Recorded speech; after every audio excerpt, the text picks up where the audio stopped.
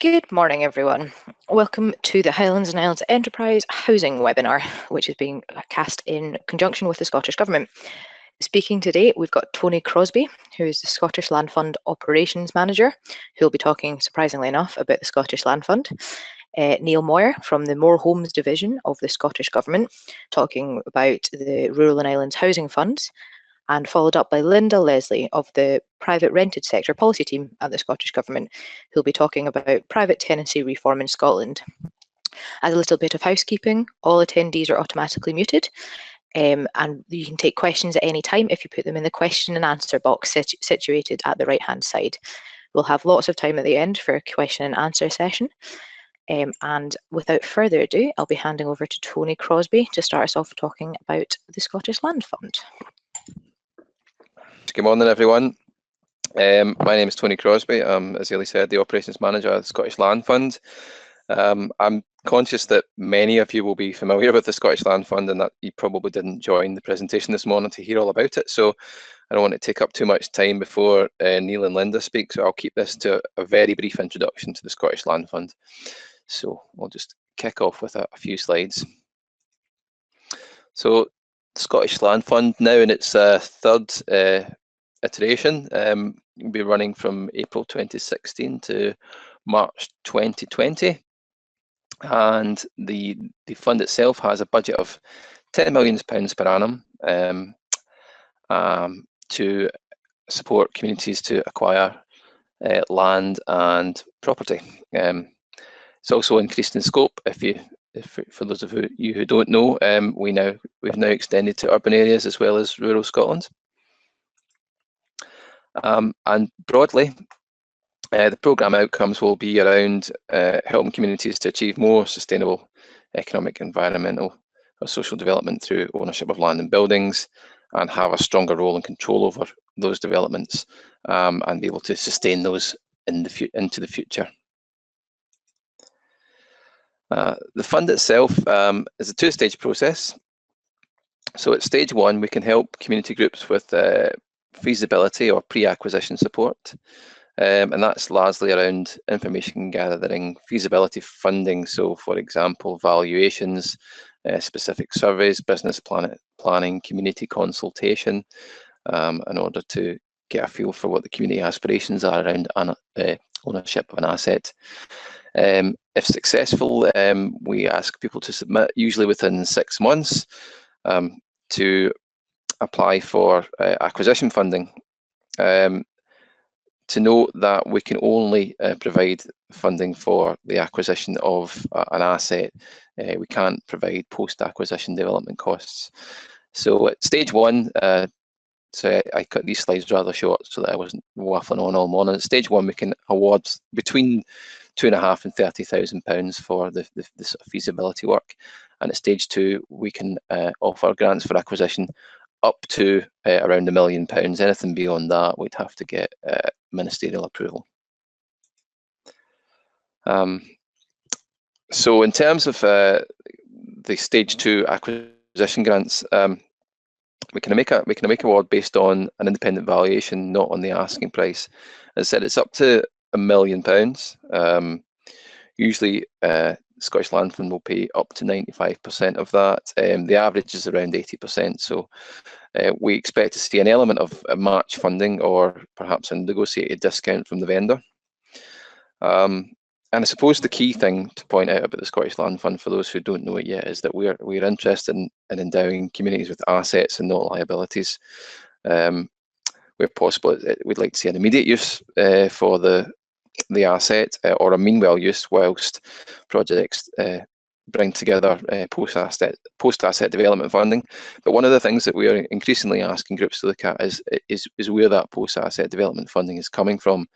We live in a particularly competitive funding environment just now, so we're asking people to go and speak to the sort of organisations who are likely to give them funding for post-asset development. That could be the big lottery funds, community assets programme, heritage funders, Rural and Islands Housing Fund, as we're going to speak about this morning, Leader, local trust, etc., etc. So we're asking people to be that bit more advanced in their development plans.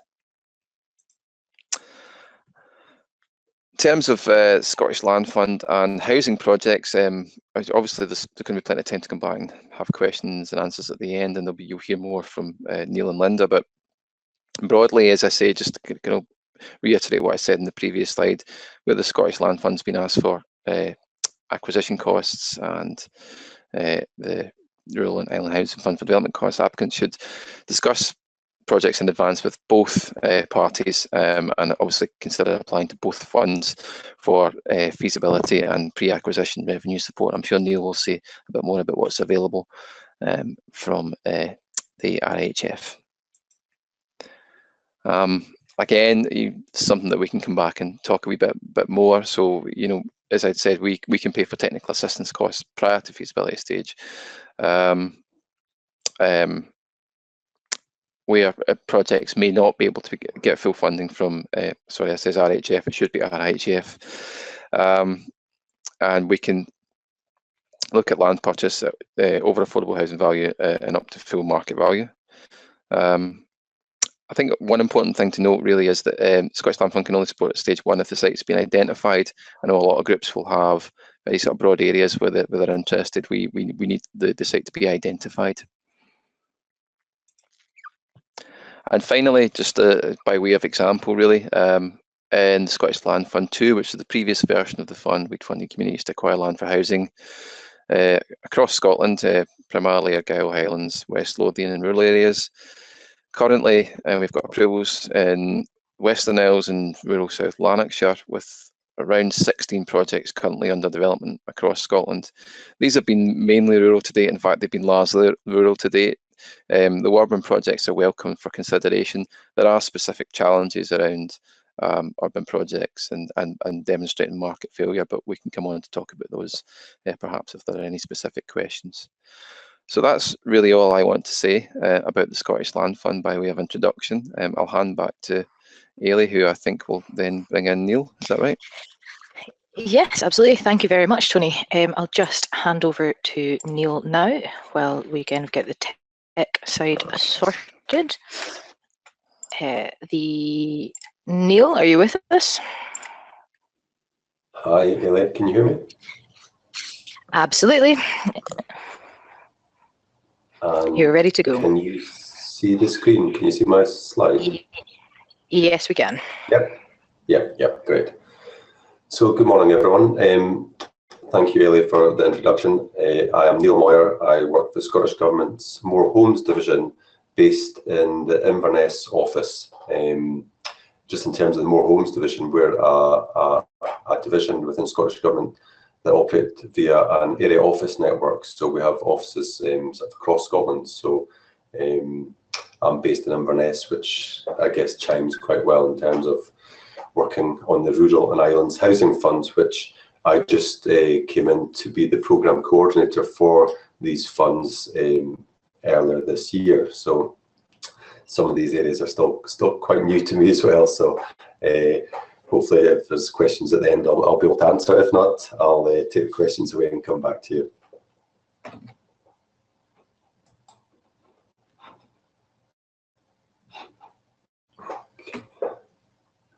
So just in terms of the Rural and Islands Housing Funds, what I'll say is any references I make to the Rural Housing Fund today can be read that the Islands Housing Fund is the same sort of eligibility, etc. So if I'm talking about Rural Housing Fund, and if you're with us looking at an island, it is just essentially the same funds.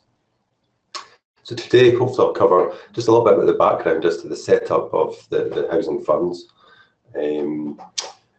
aims and the key features, some of the activity that we've had so far in terms of the number of applications received, etc., and projects that we've approved, the eligibility for the funds, how you can apply, how we assess applications, and some of the conditions and obligations that organisations are applying to the funds we need to meet in order to provide housing and receive the grants. Just some tips and also some contact details.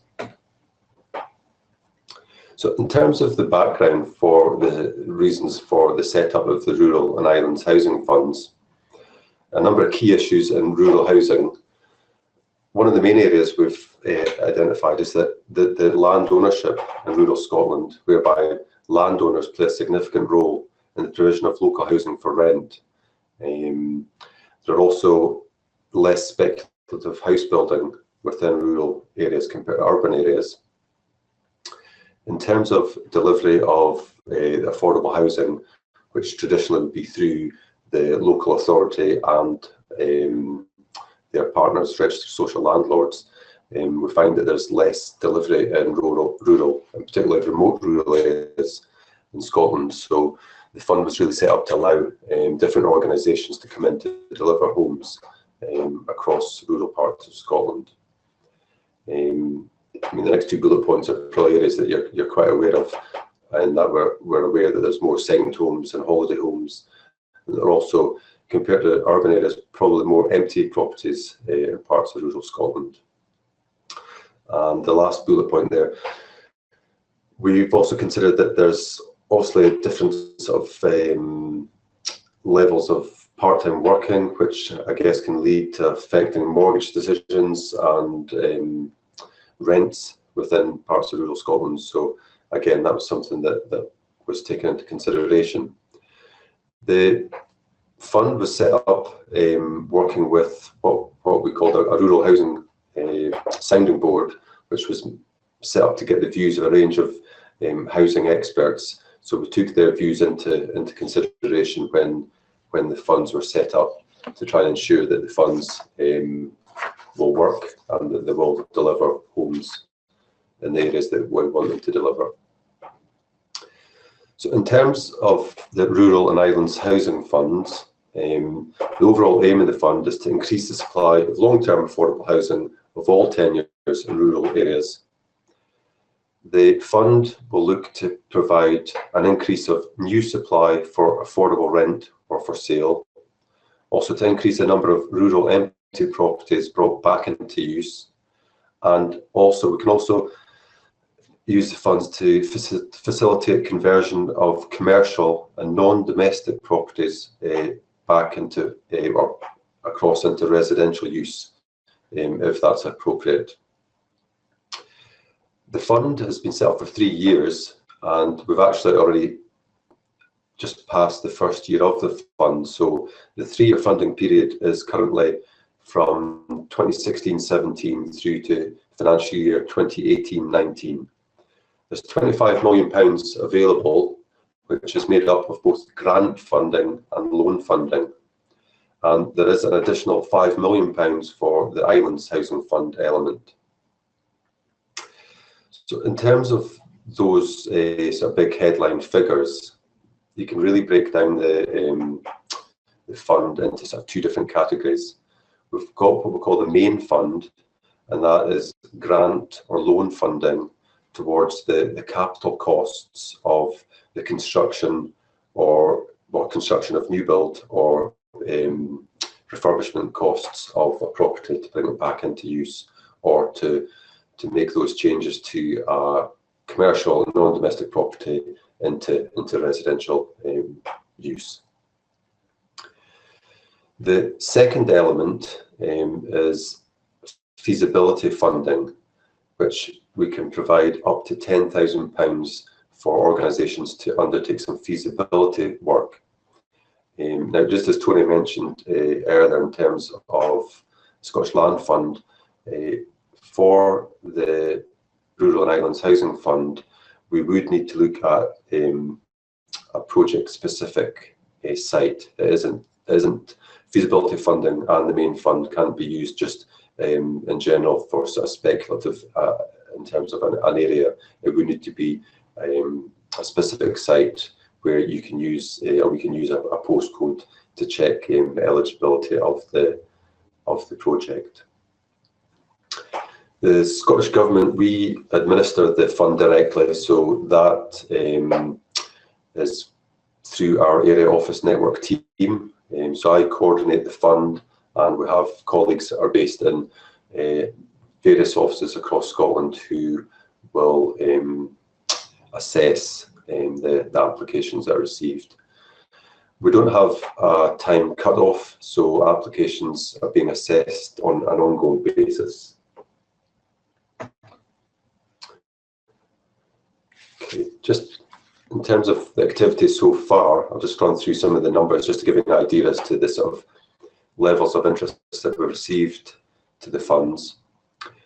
So that first bullet point, that EOI, that talks about an expression of interest, which is the sort of first stage for any applicant for either feasibility or main funding. They would need to submit an expression of interest to the Scottish Government.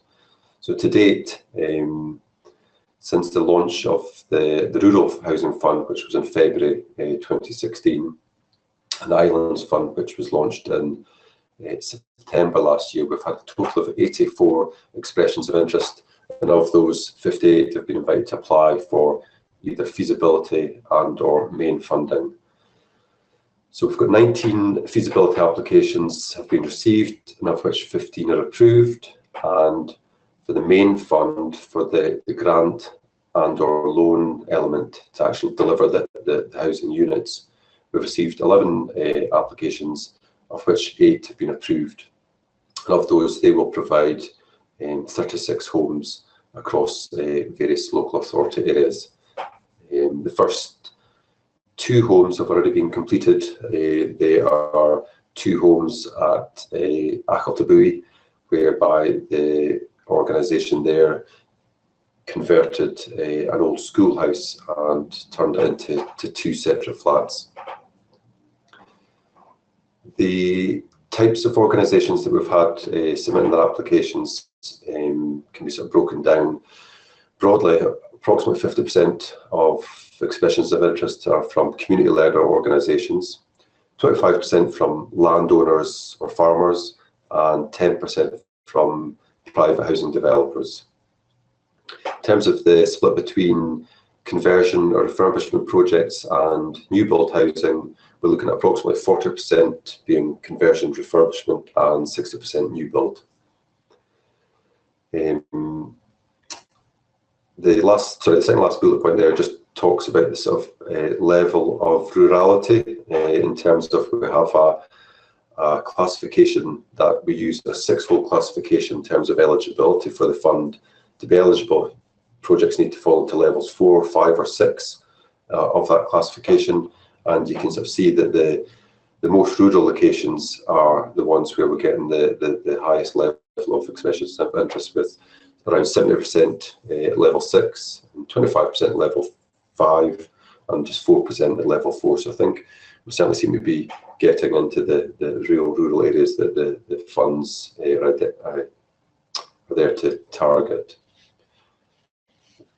We're looking at set a target for 200 units to be approved this financial year, and that'll be in addition to the 36 units that have been approved so far. So in terms of eligibility, probably just make it clear that the fund is not for private individuals, it is for organisations. For example, some of the types of eligible organisations are development trusts, housing trusts, community interest companies, community benefit societies, Scottish charitable incorporated organisations, social enterprises, private landowners, letting companies, private developers. The fund can also be applied to by local authorities and registered social landlords, but they would need to explain why they're not providing housing through their normal route for funding, which is the Affordable Housing Supply Programme. So that's just what the second bullet point kind of covers there, is that projects cannot receive funding via the Affordable Housing Supply Programme. But as I say, that probably applies more to the housing associations and councils themselves. Housing needs to remain affordable long term. And in terms of if it's an empty home that you're looking at to bring it back into use, that home would need to have been empty for at least 6 months. And it would also expect that the home would remain empty long term, and also must not be currently in a state of repair that would be suitable for letting, i.e. it needs refurbishment work that would bring it up to the standard that it could be let. The table there, that just explains about the six-fold urban/rural classification element. So in terms of projects, we've got a postcode checker so that you can go on to the Scottish Government website and use the postcode checker to ensure that your site that you've identified for a project falls into those levels 4, 5 or 6, remote small towns, accessible rural and remote rural. But as I said from the earlier slide, certainly the vast majority are falling into those last two elements of the classification. So in terms of long-term affordable homes, what we talk about is essentially affordable in perpetuity. When we talk about affordable, in terms of initial starting rents, projects cannot set their rents any higher than the current local housing allowance at the first let. After they've been let, the homes can increase, and for rented properties, the annual increase is capped at no higher than the Consumer Price Index plus 1%. But also the rents must not exceed the median point for the average private rental market. The homes that are provided through the funds can also be homes that you can make available for sale, for onward sale. And in terms of these levels for thresholds, these are tied against the open market shared equity scheme, whereby there's thresholds information available on the Scottish Government website.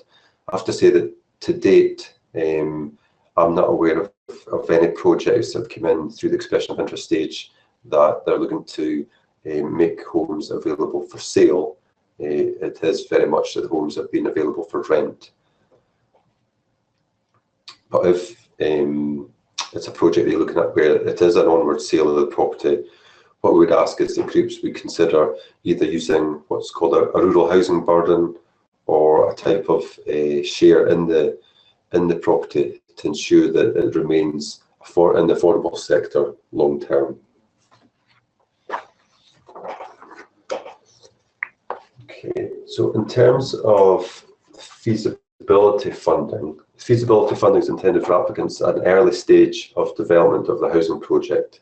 As I said earlier, it is for site-specific projects with a postcode identified, and it's projects which have got the potential to progress to the construction and the delivery and deliver increased affordable housing.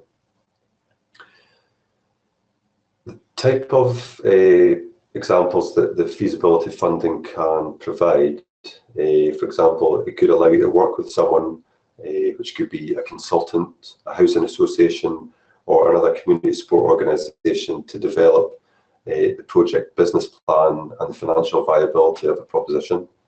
You could undertake community engagement work to understand the sort of views and the demand for the proposed housing. It could also allow you to undertake a detailed assessment of the housing need and demand in the area, although what we would hope for is that applicants would already talk to their local authority about what existing information is available before you were commissioning any new work on housing need and demand. And the feasibility funding can also go towards drawings, architects' fees, quantity surveying costs, engineering reports, chart surveyors, valuation advice or development appraisal, specialist advice to consider environmental impact of the proposal. You can also consider exchange visits to learn from how other projects work within Scotland or within the UK.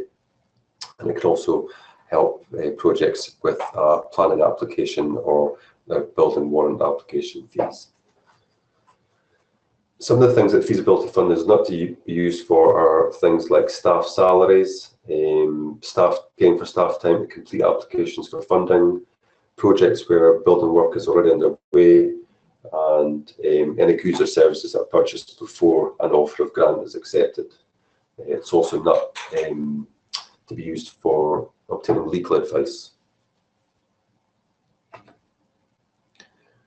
So that next slide is on Scottish Land Funds, so Tony has covered that, so I'll just skip that one. So in terms of the process of how people apply to the fund, we have, as I said earlier, an expression of interest form that all applicants, whether it's for the initial feasibility funding or straight to the main fund, have to complete. Prior to that, we do have what's called a pre-screening questionnaire. It's available on our website. I think it's got nine questions that any organisation would need to answer yes to before they could go forward to submit an expression of interest. The kind of things that would cover is just, is the applicant a legally constituted body? Is a project in an area identified within the sixfold classification? Are the homes going to be provided affordable rents or sold at affordable prices? What's your target tenant group? Needs to be people who are most in need. Will the property be available for the period required? Does the applicant have appropriate insurance, like public liability insurance and employers' liability insurance? And will or have the local community been involved in development of the proposal? It's local authority support for the proposal, and just the last thing in terms of the checklist, the pre-screening questionnaires, that just to confirm that the project's not received any funding through the Affordable Housing Supply Programme. So assuming that you've not answered no to any of those questions, then you could proceed to submit an expression of interest. In terms of the expression of interest form, it's 5 pages plus a checklist at the end. The expression of interest is submitted to Scottish Government, and we will then assess your expression of interest and discuss the proposed project with colleagues in the local authority. If your expression of interest is unsuccessful, we will provide some feedback in terms of why it's not been successful, and it may be that if it's unsuccessful, we may give some suggested other routes whereby you may consider some further advice, support, and then you may be able to submit a revised expression of interest. So just in terms of the diagram there, if it's unsuccessful, you could go back and submit a further application. Assuming your expression of interest is successful, there's 2 stages in terms of, you could be applying for feasibility funding first before you aim to apply for the main fund, or you could go direct for main funding for grant and or loan funding to construct or refurbish the homes.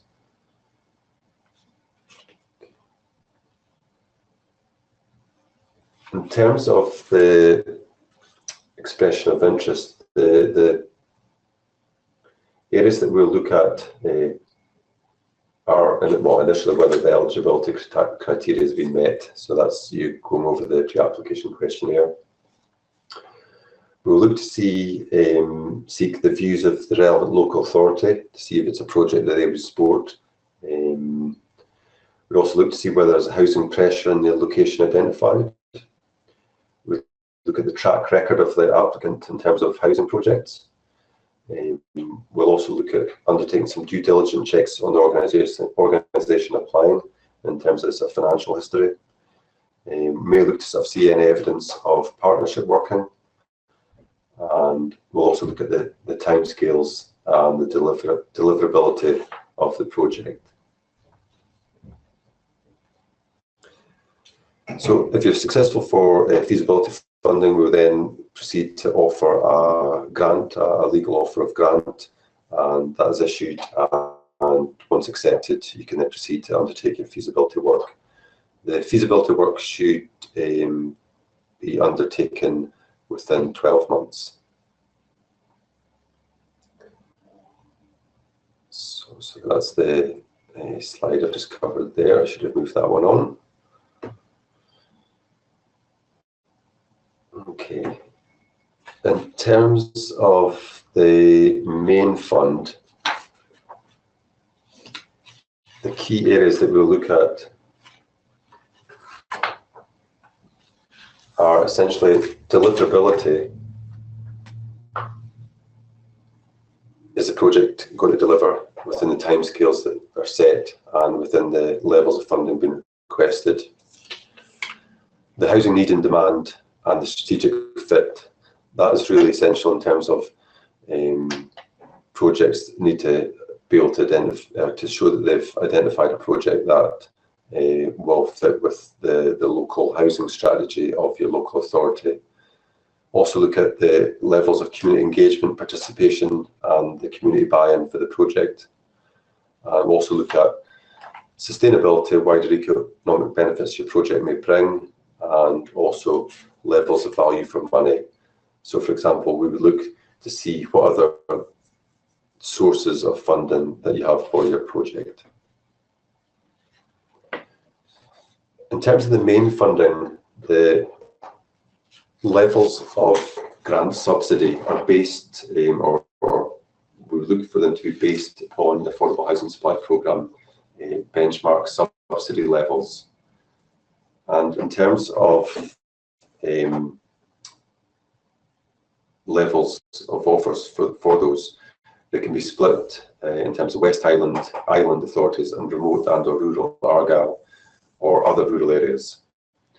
If a project is looking to provide rented homes which are based on a social rent, the levels are up to 82,000 for the West Highland Island authorities and remote and or rural Argyll, or up to 72,000 for other rural areas.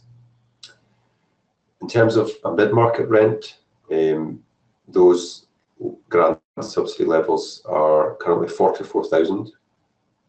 Or if it's homes that are for onward sale, it could be up to 40,000.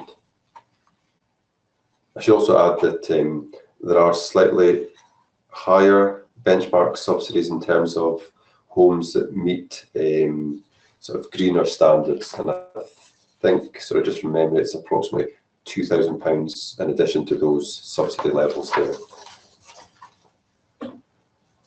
In terms of the feasibility work, I think I mentioned earlier that if an offer of grants issued, then we would look for that feasibility work to be undertaken within 12 months, and then that you share your results of the feasibility work with us at the end.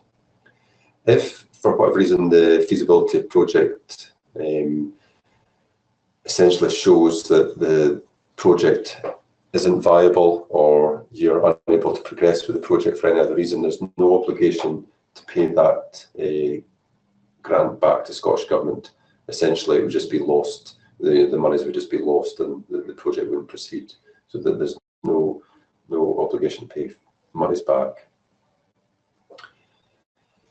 In terms of the main fund, Scottish ministers have looked to take a standard security over the home. That may be a sort of first-ranking standard security over the property, and that standard security would need to be in place before any grant funding can be paid. The homes would need to be made available for affordable long-term rent, and that's something that we would look at in terms of ongoing conditions to ensure that the grant is being used as it was intended for. The homes will need to be managed and maintained in line with what you've set out in terms of your application. And in terms of management and maintenance, it may be that projects would look to partner up with a housing association or another organisation that's got experience of management and maintenance of homes. And that's something that we'd look at quite closely in terms of the main fund for successful applications. Homes would need to be allocated to those most in need. So again, you would need to have an allocations policy in as part of your project. And again, we would look to see that these are targeting those most in need. And just the final bullet point there is that if any of the terms and conditions of the offer of grant are not met, then the Scottish ministers can request that grant or loan is repaid from the project. So just in terms of tips for those of you who may be interested in submitting an application or an expression of interest to the Rural and Islands Housing Funds, take your time to read the guidance and the application forms and provide as much detail as possible in the applications from expression of interest stage right through to feasibility and or main funding. Check that you're using up-to-date documents. We have updated our guidance and the application forms a couple of times since the funds were launched, so go to the website and look at the pages there and make sure you've got the most up-to-date ones. Keep things simple where possible. Yeah, we look to sort of see levels of detail in the forms, but you know, if you can keep the application as straightforward as possible, that would be ideal.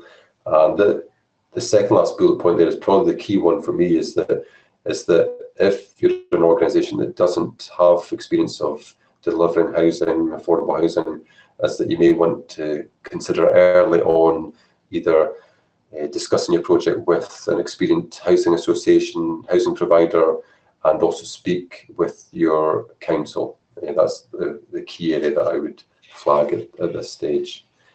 And if you're unsure of anything, just ask. We've got a mailbox. You can just drop an email through to the mailbox, which is on that last slide there, rhf@gov.scot. One final point I'll just add in, it's not on that top tip slide, but in terms of feasibility funding and or the main fund, we would look for up to 3 competitive quotes being obtained in terms of either the feasibility work and or refurbishment or the new build development costs. So we would look at that in terms of ensuring value for money. Okay, so I've probably gone over my time slot daily a little bit, so that's okay, Neil, not to worry. What I'll do now, folks, is hand over to Linda Leslie, also of the Scottish Government, to have a talk. We've had quite a few questions in already. That's great. Keep them coming in, and they will be put onto the. They'll be put in at the end. Linda, do we have you? Good morning, everybody. Thank you for inviting me to speak today.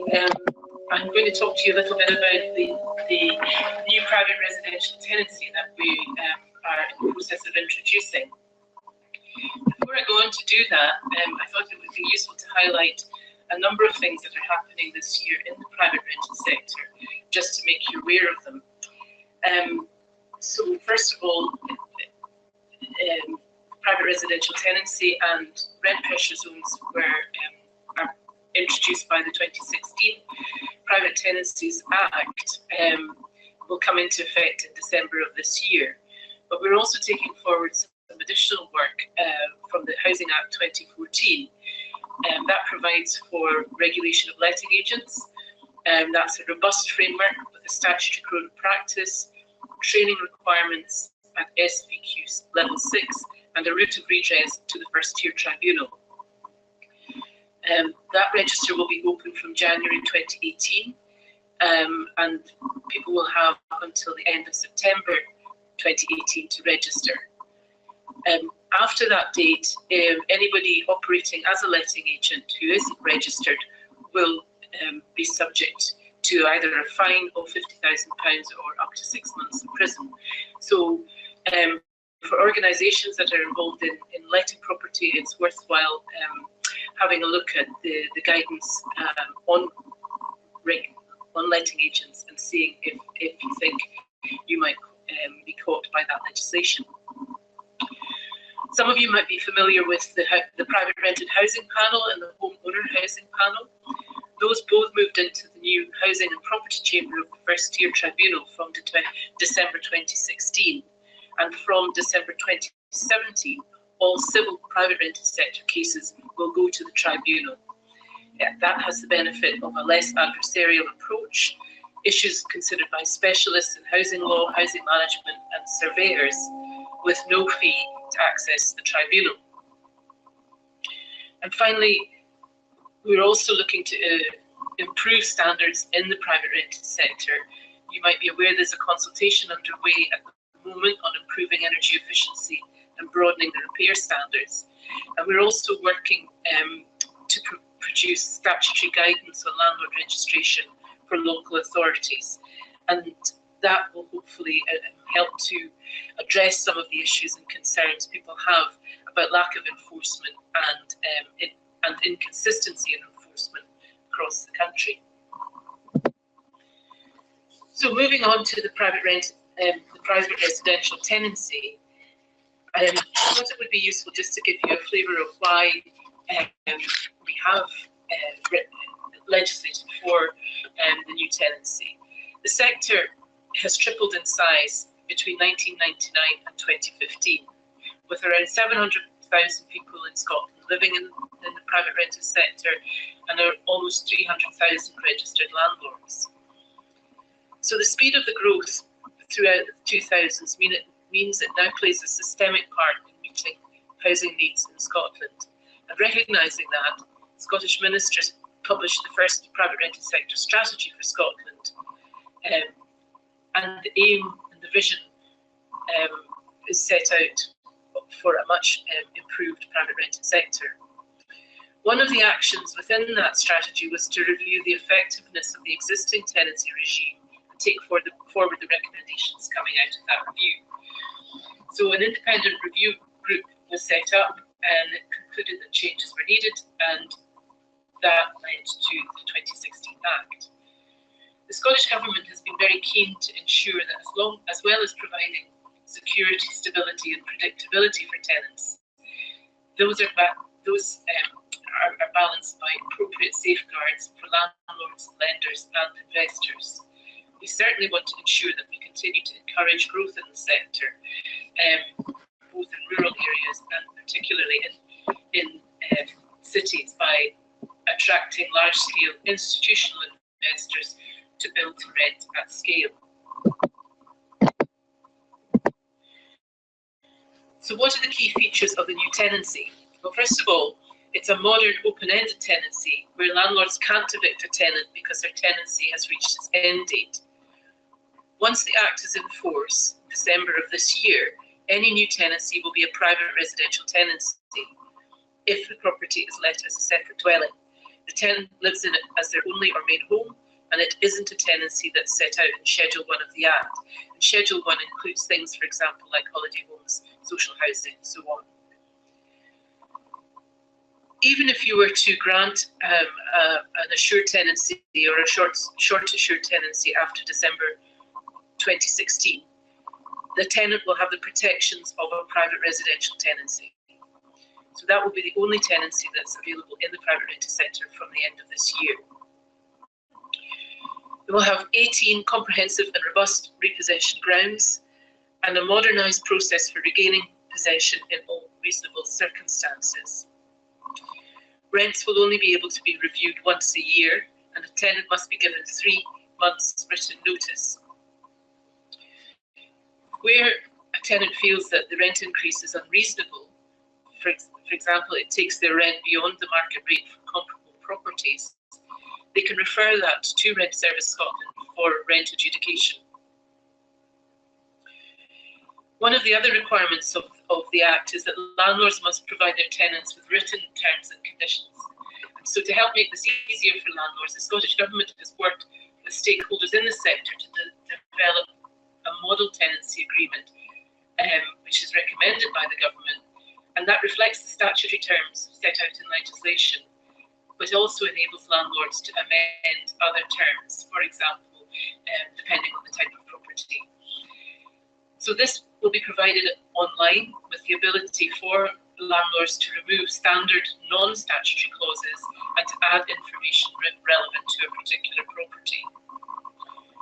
The tenancy agreement will contain mandatory and discretionary terms and easy to read for a layperson notes which outline the terms of the tenancy in plain language. So the intention is that between the tenancy agreement and the easy to read notes, both the landlord and the tenant have a very clear understanding of what their rights and responsibilities are. It will provide a simple, convenient tool for landlords to help them meet their legal obligation to provide the tenant with all the written terms of their tenancy. And as I say, it will ensure that the landlords and the tenants' rights and responsibilities are properly covered. And we think it should save landlords time and money as well. There are a number of improvements for landlords brought in by the private residential tenancy. And one of the overarching aims in taking forward the legislation was to make the process of granting and ending a tenancy more straightforward and more transparent. So there are no pre-tenancy notices which often cause confusion. The Act places new responsibilities on tenants to provide access for repairs. Landlord would have to give 48 hours notice except in emergencies, or to inspect the property to see if any work is needed, or to carry out evaluation of the property. So that's a new area that's being brought in. Tenants must not sublet the property, take in a lodger, or give up their tenancy to someone else unless the landlord has agreed in writing. And they also have to tell their landlord in writing about anyone else living in the property who's over 16, not a joint tenant or living with them in the property as their only or main home.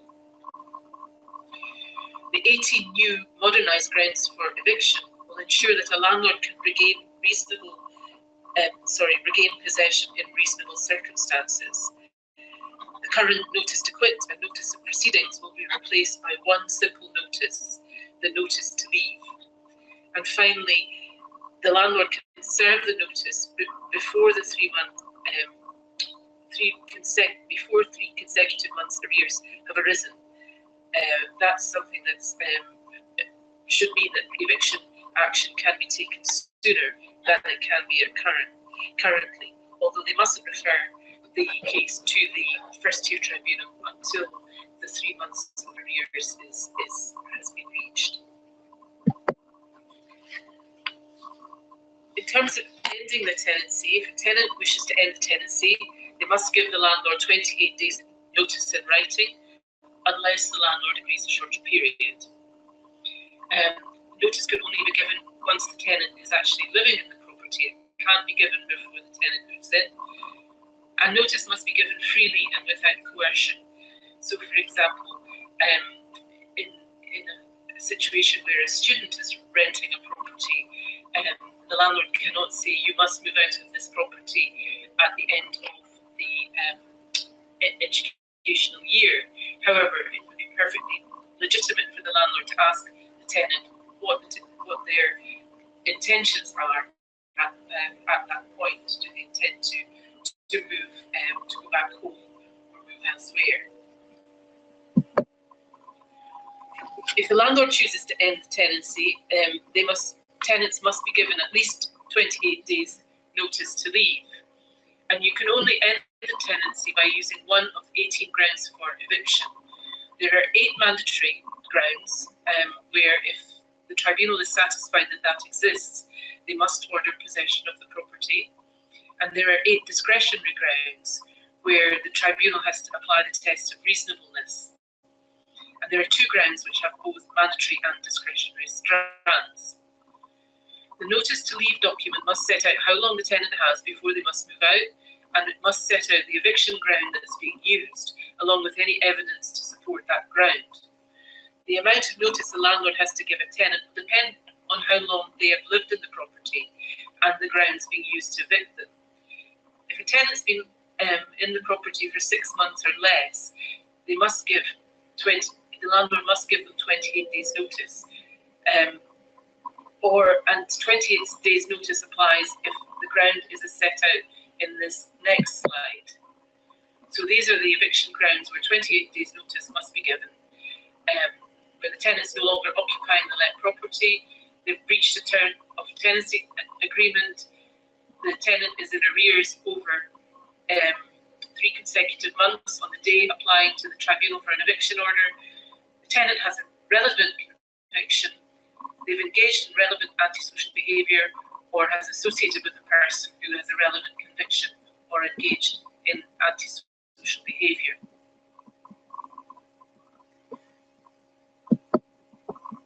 Sorry, just bear with me.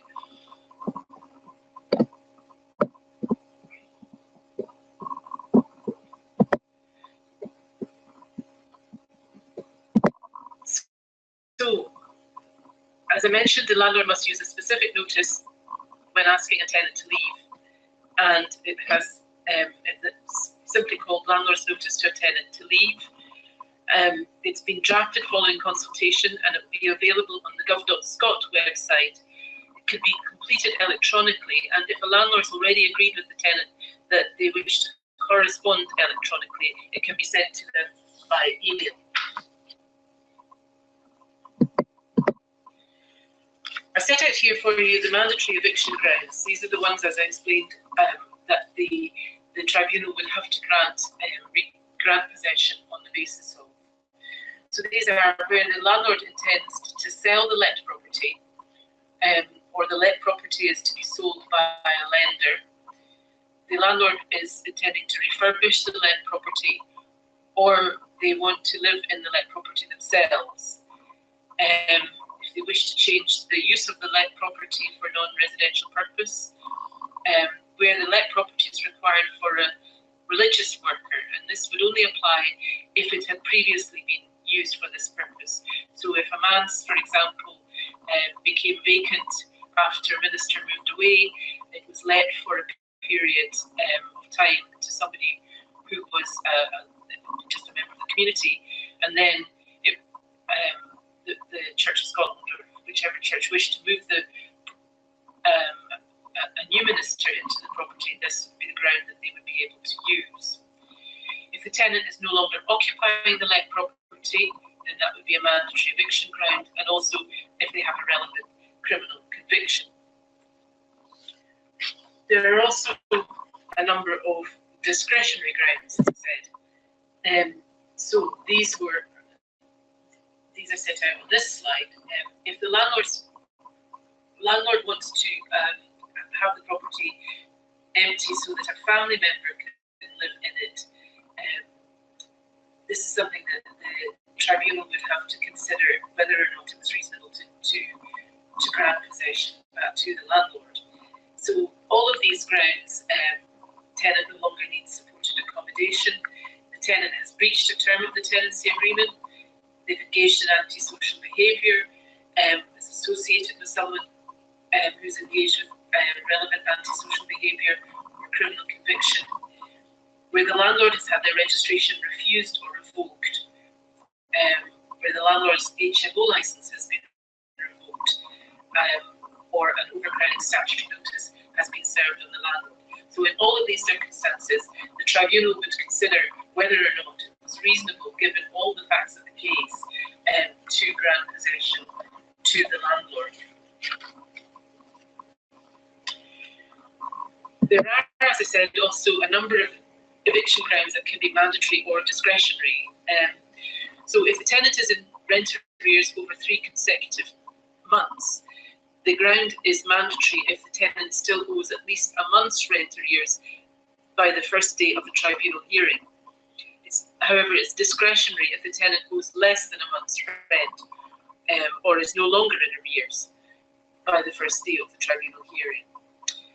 If the tenant has stopped being or has failed to become an employee of the landlord, it's a mandatory ground if the landlord applies for an eviction order within 12 months. However, it's discretionary if the landlord doesn't apply for an eviction order within that 12-month period and goes over that. So quite a lot of information for you to take in there, but we do have information on our website. So if you want to spend some time considering that, we also have a mailbox that you can email with any queries.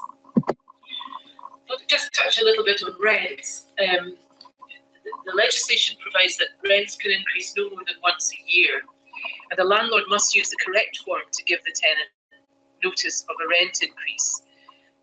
The notice period begins on the date the tenant receives the notice and ends 3 months after. And the landlord must allow the tenant at least 48 hours to receive it. So it has to be factored into the amount of notice given to the tenant. If the tenant, as I said earlier on, if the tenant thinks the rent increase is too high, they can refer that to a rent officer. But they have to do that within 21 days of receiving the rent increase notice, and they must notify the landlord that they're doing this. The rent officer can vary the rent up or down. And if the landlord or the tenant disagrees with the rent officer's decision, they can ask them to reconsider it or appeal to the first tier tribunal within the 14 days of receiving that decision. The tribunal will make the final decision. There's no appeal beyond that. And other than rent, and just to remind you that other than rent, landlords can only ask the tenant to pay a refundable deposit of no more than 2 months' rent. It's an offence for a landlord to require their tenant to pay administration fees, premiums, further deposits, or additional charges, whether they're refundable or not. Finally, the Act also introduces rent pressure zones. These provisions intended for local authorities so that they can protect tenants from excessive increases in areas showing higher than average increases in rent. If a local authority thinks rents are rising too much in a certain area, they can apply to Scottish ministers to have that area designated as a rent pressure zone. And the criteria are set out in the first bullet point there on the slide. It's for the local authority to decide the scale of the rent pressure zone. It could be a street, a postcode, or a wider area. But they must demonstrate that these 3 criteria are met when they submit their application to ministers. Ministers will have to be satisfied that the local authority has evidenced the need, and they must consult key stakeholders in the area before reaching a decision. And that would be representatives of landlords and tenants that they would have to consult. They must be satisfied that most existing tenants within the proposed area are experiencing rent increases that are excessive. So if the proposed area contains various property sizes, ministers are unlikely to designate the area as a rent pressure zone if rents are only increasing excessively across 1 or 2 property sizes. Ministers are satisfied that the criteria have been evidenced, then they must lay draft regulations before the Scottish Parliament for their consideration and approval. Any cap that's set, would it be at least CPI plus 1%? It could be higher, depending on the application that the local authority has made, but the provisions in the Act require that the minimum cap would be CPI plus 1%, and that cap would last for up to 5 years. During that period of time, if there's a cap in place, a landlord can apply to a rent officer for an additional amount of rent to be charged over and above the CPI plus 1% to reflect any improvements they've made to the let property. It doesn't include repairs or maintenance, decorative work, or work that's been done or paid for by the tenant. The rent officer must send a copy of the application to increase the rent to the tenant, and they have 14 days to respond to this. The rent officer will send the landlord and tenant a draft of their decision, and both of them have 14 days to reply. Once the decision has been reached, that's final and there is no appeal. So that's a kind of whistle-stop tour through the private residential tenancy and the associated provisions on rent pressure zones. Timescale for implementing all of this is that we have been working on finalising the model tenancy agreement and 6 notice forms following the consultation that ended in December of last year. And as I said, those will be available on our website. They have to be laid in Parliament first before we can make them publicly available. We're looking at how we engage with stakeholders and raise awareness about the new tenancy, working with colleagues in Rent Service Scotland to develop rent adjudication processes and rent pressure zone guidance. And later on in the summer, we'll be publishing both the model tenancy and the prescribed notice forms, so that people have plenty of time to see them and understand how they have to be used. We're aiming to lay all of the regulations that would bring the 2016 Act provisions into place in October in Parliament. And as I said, December 2017 is the date when all new tenancies in the private rented sector will be a private residential tenancy. For further information, here are our information on the tenancy and, as I mentioned at the start, letting agent registration, because it may be that if you're an organisation that's looking to build and rent properties, then you would be captured by either landlord registration or landlord registration and letting agent registration. So that's just something to be aware of. Okay, thank you very much. Okay, thank you very much, Linda. That was quite a lot of info. For the information of everyone listening, those links will be circulated after the webinar. So that's our question and answer panel on. We've got all our panelists unmuted. Please do ask questions in the question bar on the side. And we're going to kick off. There's one that's come straight in for Tony about the Scottish Land Fund. Just let me get it up, which is, could you comment any further on the Scottish Land Fund's ability to purchase time-critical land? What is necessary to demonstrate a housing project, e.g. outline planning? Oh, good question.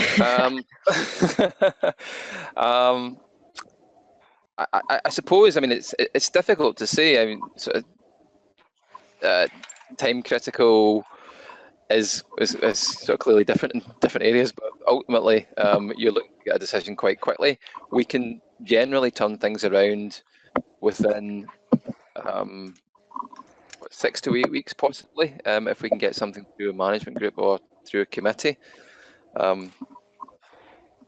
I guess without knowing the specifics, it's difficult to say, but you know, I would suspect we would do our best to try and get something turned around, let's say within 6 to 8 weeks, depending on the timing of the next committee. So I hope does that sort of answer the question. Yeah, there was also what is necessary to demonstrate a housing project. I.e., outline planning. Is that necessary? Well, if a group has outline planning permission for the project, then that would be helpful to know at this point if it is time critical. I guess there's possibly a number of other factors for housing projects. We'd also want to see some sort of housing needs survey as well, to demonstrate that that's the sort of project that needs to go ahead in that specific area. And again, we could talk to you specifically about that, to see that this is the right thing for your community. Okay. Thank you very much, Tony. Could I just add, Ailey, just briefly, Absolutely. just in terms of statutory consents for Rural and Islands Housing Fund, and that applications to the main fund, the sort of grant and or loan funding element, we would say that ideally that applicants, when they submit their main funding application, should have detailed planning permission and the sort of necessary building warrants in place. If detailed planning permission has not been received, then we would at least expect for projects to submit their applications for sort of detailed planning to their local authorities. So that's the sort of view from the funds for planning. Okay, thank you, Neil. Whilst you're talking, we've got another one in for you, which is if houses built with Rural Housing Fund support are sold, priced according to the guidance, etc. Does the income from sales go back to the Scottish Government, or can it be used to build more affordable housing in that community? I will need to come back to that, because this is a question that I'm not clear on, so apologies for this, because it was something I was talking to a colleague about just at the end of last week. I said to them I wasn't clear on that element, so Hayley, I can either come back to you. If the person who asked the question is comfortable, I know who they are, so I can give you their contact details to get in contact directly. I can have a discussion, that'd be really great, so thank you. Not a problem. Again, still with you, I believe, Neil. Could you clarify those most in need? The project in this circumstances is looking at the need for extra care housing at a social rent, and it's not linked to the local authority housing lists. Okay, and in terms of extra care, I mean, in terms of when we talk about homes being allocated to those most in need, we look at it in terms of those that due to like a lower than average income, or higher than average rents, or higher than average house prices, that those tenants would find it difficult to meet their needs in that community. Again, if it's project specific inquiry for those with special needs, again, it's something maybe we could pick up in a conversation with the organisation in that one. Okay, no problem. And there's another question from the same project, actually. The project is where there's just no appropriate housing available, whatever the price. How does that affect the eligibility of the project, as it's not in that question isn't in the pre-application questionnaire? So could you just repeat that, Elliot? Yeah, no problem. So the project, there's no appropriate housing available for any price whatsoever. How does that affect the eligibility of the project? I don't quite understand the question. Okay, what I could do is ask the person who asked that question to come back in and rephrase it. Oh, okay, yeah. I'll get while they're doing that, I will ask, believe this one is for Linda. Does regulation of letting agents include agents managing holiday lets? No, it doesn't. Okay, that's quite a firm answer. It's just where properties are being let as only your principal home. So if your business is to let holiday homes entirely, then you wouldn't be caught by the letting agent regulation. If, however, you use properties in between holiday lets, so for the winter months or something, and let them out for a longer term, then you might be.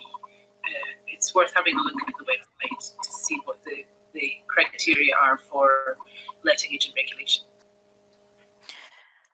Okay, that's great. Thank you very much, Linda. I think staying with you, regarding the new tenancy agreement, how does that work if the property is intended for use as a gateway house to attract new residents to an area, i.e. the intention is that the property could be rented for up to 18 months so that the tenants can check they like island life before making a move permanent?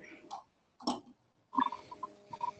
it would work in that there is no end date in the tenancy. So if the tenant was to take up the tenancy, you wouldn't be specifying in it that it's only for 18 months. However, if they decide they don't like island life, they would have to give the landlord however many months notice, depending on how long they've been there. So if they've been there for 6 months, and they'd have to give the landlord 28 days notice. If they've been there for longer than 6 months, it would be slightly more notice they'd have to give the landlord. So really, what the private residential tenancy does is it changes the dynamic slightly. At the moment, I think most of the levers for ending tenancies rest with landlords. By not being able to specify an end date in the new tenancy, it makes it much more open And as I say, if the landlord wished to end the tenancy, they'd have to use one of the 18 grounds for possession. Okay, doke. We've got the, thank you very much, Linda. We've got the rephrased question in for Neil. The question is that in this location, there is no availability of extra care housing houses, as we know. They know that for sure from a housing survey. Houses are too big, too hard to heat, and too hard to adapt. There are no houses available that meet those needs, and so the community wish to make those available at social rent. The local authority doesn't prioritise older or less mobile people's housing needs, focuses on families. Followed me so far? So that's their question is how does that affect the eligibility in terms of the Rural Housing Fund? Okay, I think that sort of probably links back to the other question in terms of the sort of extra care housing and the sort of target tenant group, etc. So I think I will need to come back to that organisation on that one as well. Sorry, just I don't want to say something that's not correct. So I'll take that away. I think essentially the question could apply to Rural Housing Fund for homes which will be for extra care provision. So they don't want to give out the wrong or incorrect answer. So I'll come back to that group again, either through yourself, really, or the next time. I've got a note of the contact details for that one, no problem. We've got another question in. Again, I think this one's targeted to Linda. Will properties currently on short assured tenancies transfer to the new tenancy, or does this tenancy only change when a new tenant comes in? It only changes when a new tenant comes in, or unless the landlord and the tenant agree they want to change it to a private residential tenancy. So if there's a short assured tenancy, which is still running in December, it will continue to run and on every 6 months until both parties agree that they wish to change it, or you get a new tenant. Okay, thank you, Linda. Now, unless there's any last minute questions from the audience, that's us actually at the end of our question panel, unless there's any come in whilst I'm talking. If anyone has missed any sections of this or has, or there's any sound issues, the link to listen back to it will be available alongside the presentations, and those links that Linda mentioned will be circulated, so don't need to worry about that. And as no last minute questions have come in, all that's left is thank Tony, Linda and Neil for their help today, and to say goodbye.